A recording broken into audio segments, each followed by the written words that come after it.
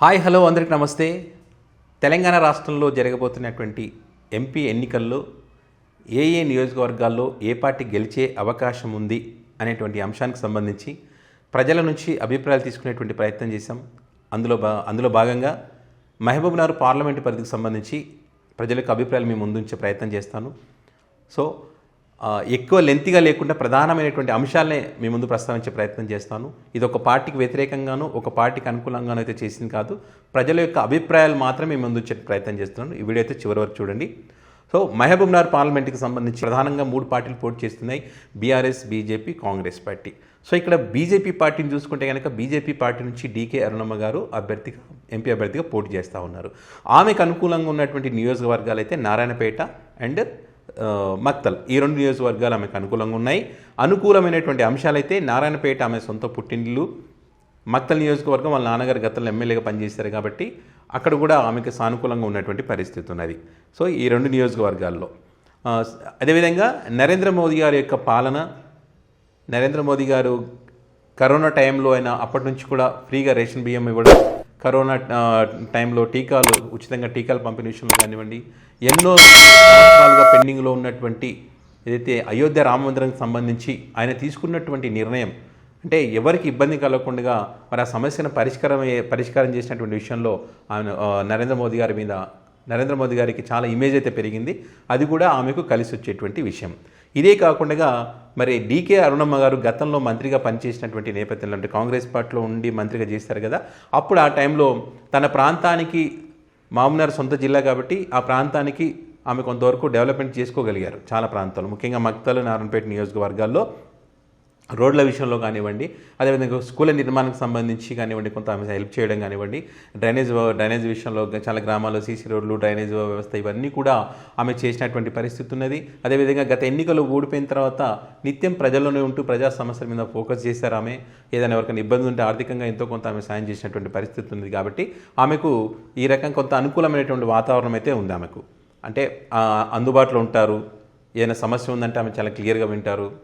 హైదరాబాద్కి వెళ్ళినా కూడా తమ సమస్య పరిష్కారం చేసే విధంగా వెళ్ళి కలిస్తే కూడా పరిష్కారం చేసి పంపించేటువంటి ప్రయత్నం చేస్తారు. ఏదైనా శుభకార్యాలు పిలిస్తే రావడం, ఎవరైనా చనిపోతే అక్కడికి వెళ్ళి వాళ్ళని కొంచెం సముదాయించి వారికి ధైర్యం చెప్పి కొంత ఆర్థిక సాయం చేయడం, ఇలాంటి కార్యక్రమాలు ఆమె ఎప్పుడు ముందుంటారనేటువంటి అభిప్రాయాలు ఎక్కువగా వినిపించాయి. ఇదే కాకుండా మక్తల్, ఈ నారాయణపేట నియోజకవర్గం మా ఆడపడుచు కాబట్టి ఖచ్చితంగా ఆమెను గెలిపించుకుంటాం. ఆమె గెలిస్తే కేంద్ర మంత్రిగా ఆమె అయితే కనుక గెలిస్తే కేంద్ర మంత్రి అయ్యేటువంటి అవకాశం ఉంటుంది కాబట్టి తద్వారా మహబూబ్నగర్ పార్లమెంట్ పరిధి డెవలప్మెంట్ అయ్యే అవకాశం ఉంటుందనేటువంటి అభిప్రాయాలు కూడా మరి ప్రజల నుంచి ఎక్కువగా వినిపించినటువంటి పరిస్థితి ఉంది. సో ఈ మహబూబ్నగర్ పార్లమెంట్కి సంబంధించి చూస్తే కనుక ఎక్కువగా కాంగ్రెస్ పార్టీ ఎమ్మెల్యే అభ్యర్థులు గెలిచినప్పటికీ చాలామంది ఏంటంటే రాష్ట్రంలో మార్పు కోరుకున్నాం కాబట్టి మార్పు జరిగింది, కానీ సెంట్రల్లో మాత్రం నరేంద్ర మోదీ గారే ప్రధాని కావాలని కోరుకుంటాం కాబట్టి ఆ ఎన్నికలకు ఈ ఎన్నికలకు చాలా వ్యత్యాసం ఉంటుంది. ఖచ్చితంగా మేము నరేంద్ర మోదీ గారికి ఓటు వేస్తామనేటువంటి అభిప్రాయాలు ఎక్కువగా వినిపించాయి. ఇది కాకుండా అరుణమ్మ గారికి ఉన్నటువంటి మరొక అనుకూలత ఏంటంటే అప్పుడున్నటువంటి పరిచయాలు, కాంగ్రెస్ పార్టీలో ఉన్నటువంటి పరిచయాలు, ఈ ప్రాంతంలో చాలామందితో ఆమెకు పరిచయాలు ఉన్నాయి. ఆమె ద్వారా లబ్ధి పొందినటువంటి చాలామంది కూడా ఆమెకు ఓటు వేసేటువంటి అవకాశం చాలా క్లియర్గా ఉందనేటువంటి అభిప్రాయాలు ఎక్కువగా వినిపించాయి. ఇటు నారాయణపేట చూడండి, ఇటు మక్తల్ చూడండి, ఇప్పుడు కాంగ్రెస్ పార్టీకి చెందినటువంటి ఎమ్మెల్యేలే అక్కడ ఉన్నప్పటికీ కూడా ఆమె కొంత బీజేపీకి ఓటు వేసేటువంటి సంఖ్య ఎక్కువగా ఉందంట. ఆ ప్రాంతంలో నరేంద్ర మోదీ గారి యొక్క హవా వల్ల ఆమెకు ఓట్లు పడేటువంటి అవకాశం అయితే చాలా క్లియర్గా కనిపిస్తూ ఉంది.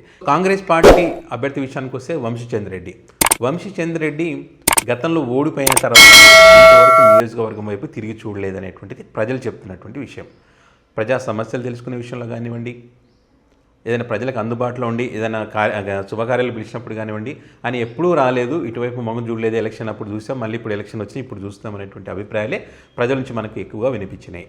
సో ఇక్కడ వంశీచంద్ర రెడ్డి వర్సెస్ డీకే అరుణమ్మ అనడం కన్నా డీకే అరుణమ్మ వర్సెస్ రేవంత్ రెడ్డిగానే ఈ ఎన్నికలు చూడాల్సినటువంటి అవసరం ఉందనేటువంటి అభిప్రాయాన్ని ప్రజలు చెప్పడం జరిగింది.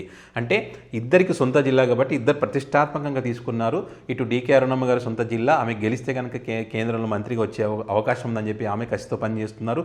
ఇటు మంత్రిగా రాష్ట్ర ముఖ్యమంత్రిగా ఉన్నారు కాబట్టి తన సొంత పార్లమెంట్ స్థానాన్ని కోల్పోతే భవిష్యత్తులో తన పార్టీ నుంచి తనకు వ్యతిరేకత వచ్చేటువంటి అవకాశం ఉంది అనేటువంటి అంశాన్ని గ్రహించి ఈయన కూడా చాలా కసితో పనిచేస్తున్నటువంటి పరిస్థితి ఉంది. సో ఈ వంశీచంద్ర రెడ్డికి అనుకూలమైనటువంటి అంశాలు ఏమైనా ఉన్నాయంటే అవి రేవంత్ రెడ్డి గారు ముఖ్యమంత్రిగా ఉండడం, అది ఆయన సొంత జిల్లా ఉండడం, ఆయన ఎక్కువగా ఈయనకనే రేవంత్ రెడ్డి గారు ఎక్కువగా ఫోకస్ చేసి మరి కింద నాయకులను నియోజకవర్గంలో ఉన్నటువంటి ఇప్పుడు వాళ్ళ పార్టీకి సంబంధించినటువంటి ఎమ్మెల్యేలను అప్రమత్తం చేసేటువంటి ప్రయత్నం చేస్తూ ఉన్నారు. సో అది ఆయనకు అనుకూలంగా ఉండేటువంటి అవకాశం అయితే చాలా క్లియర్గా ఉంది. కాంగ్రెస్ పార్టీకి అనుకూలంగా ఉన్నటువంటి నియోజకవర్గాలు కొడంగల్ నియోజకవర్గం రేవంత్ రెడ్డి గారి సొంత నియోజకవర్గం కాబట్టి అది అనుకూలంగా ఉంటుంది. అది కొడంగల్ నియోజకవర్గం తర్వాత అనుకూలంగా ఉన్నది దేవరకద్ర నియోజకవర్గం, ఆ తర్వాత జడ్చర్ల. ఈ నియోజకవర్గాలు అనుకూలంగా ఉన్నాయి కాంగ్రెస్ పార్టీకి. ఆ తర్వాత మహబూబ్ నగర్, షాద్ నగర్ చూస్తే కనుక 50-50 కనిపించినటువంటి పరిస్థితి ఉంది ఈ రెండు నియోజకవర్గాల్లో. ఇదే కాకుండా మరి అనుకూలంగా ఏమైనా 6 గ్యారెంటీలు ఏమైనా అనుకూలంగా మారే అవకాశం ఉందా అనేటువంటి అంశాన్ని కూడా ప్రజల మధ్య మనం చర్చించినటువంటి క్రమంలో మరి వారైతే 6 గ్యారెంటీలకు సంబంధించి భిన్నమైనటువంటి అభిప్రాయాలను వ్యక్తం చేసినటువంటి పరిస్థితి ఉంది. చాలామంది ఏంటంటే ఇప్పుడు ఎలక్షన్ టైంలో అధికారంలో రావడం కోసం 6 గ్యారెంటీలు అని చెప్పారు. తీరా అమలు చేసేటువంటి క్రమంలో ఒక ఫ్రీ బస్ మాత్రమే అమలు చేశారు. తర్వాత మిగతా పథకాలు అమలు చేయాలంటే ఖచ్చితంగా ఇప్పుడు ఎంపీ ఎలక్షన్స్ జరుగుతున్న కాబట్టి కోడ్ ఉంది, ఆ కోడ్ అమలు ఉంది కాబట్టి చేయలేమని చెప్తున్నారు. ఎంపీ ఎలక్షన్స్ అయిన తర్వాత సర్పంచ్ ఎలక్షన్స్ వస్తాయి కాబట్టి అప్పుడు కూడా ఎన్నికల కోడ్ ఉందని చెప్తారు.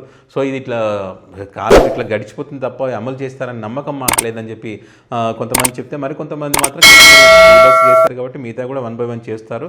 ఆ నమ్మకం మాకుంది. ఎందుకంటే ఇప్పుడు వాళ్ళు అధికారంలో గురించి 3-4 నెలలు కూడా కాలేదు కాబట్టి అప్పుడే డిసైడ్ చేయలేము.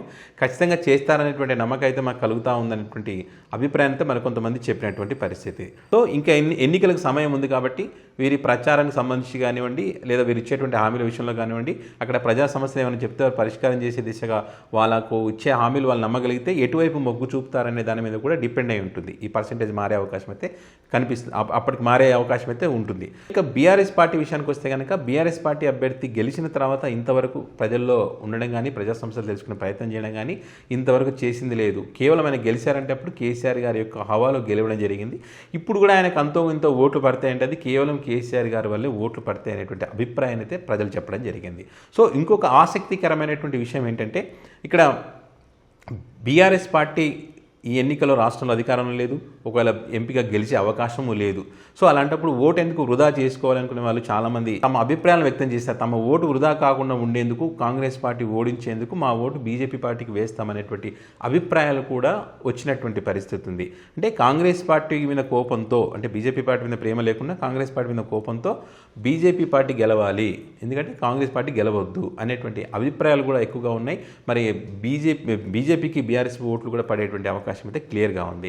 ఇదే కాకుండా కాంగ్రెస్ పార్టీకి చెందినటువంటి కొన్ని ఓట్లు కూడా, అంటే గతంలో మంత్రిగా ఉన్నారు కదా, ఆమెకు ఉన్నటువంటి అనుబంధాలు కానివ్వండి, నాయకులు చాలామంది ఆమె ద్వారా లబ్ధి పొందినటువంటి నాయకులు కానివ్వండి, చాలామంది కూడా వాళ్ళు మరి అరుణమ్మకు సపోర్ట్ చేయాలనేటువంటి ఆలోచనలో ఉన్నారు. ఆమెకు సపోర్ట్ చేస్తారు. ఈ ఎన్నికల్లో రాష్ట్రంలో మార్పు వచ్చింది. కేంద్రంలో మోదీ గారే ఉండాలి, అధికారంలోకి రావాలని కోరుకుంటున్న వాళ్ళ సంఖ్య ఉండడము, కాంగ్రెస్కి ఓట్లు వేసిన వాళ్ళు కూడా బీజేపీకి ఓటు వేసేటువంటి అవకాశం అయితే ఈ ఎన్నికల్లో కనిపిస్తుంది. ఇప్పుడు ప్రజల నుంచి వచ్చినటువంటి అభిప్రాయాల ప్రకారం చూస్తే కనుక BJP versus Congress, DK Arunamma versus Revanth Reddy, ఇది ఇద్దరి మధ్య పోటీ చాలా టఫ్గా ఉండేటువంటి అవకాశం ఉంది. నువ్వా నేనా అన్న రేంజ్లో అయితే మాత్రం ఈ ఎలక్షన్ ఉండేటువంటి పరిస్థితి ఉంది. ఎలక్షన్స్ ఇంకా టైం ఉంది కాబట్టి ఆ గ్యాప్లో ఏమన్నా రాజకీయ పరిణామాలు మారి ఇంకేమైనా పిలిచే హామీల వల్ల ప్రజలు ఏమన్నా దీన్ని అట్రాక్ట్ అయ్యి ఎవరి వైపు మొగ్గు చూపుతారని మాత్రం చూడాల్సి ఉంది. సో ఇది మహబూబ్ నగర్ పార్లమెంట్కి సంబంధించి ప్రజల యొక్క అభిప్రాయాలు మీ ముందు వచ్చే ప్రయత్నం చేశాం. మీరు కూడా మహబూబ్ నగర్కి సంబంధించి ఏ పార్టీ గెలిచే అవకాశం ఉంది అనేటువంటి విషయాన్ని మీరు కామెంట్ రూపంలో తెలియజేయండి. సో ఇంకొక నియోజకవర్గానికి సంబంధించి ఇంకొక వీడియోలో మాట్లాడుకుందాం. Thank you.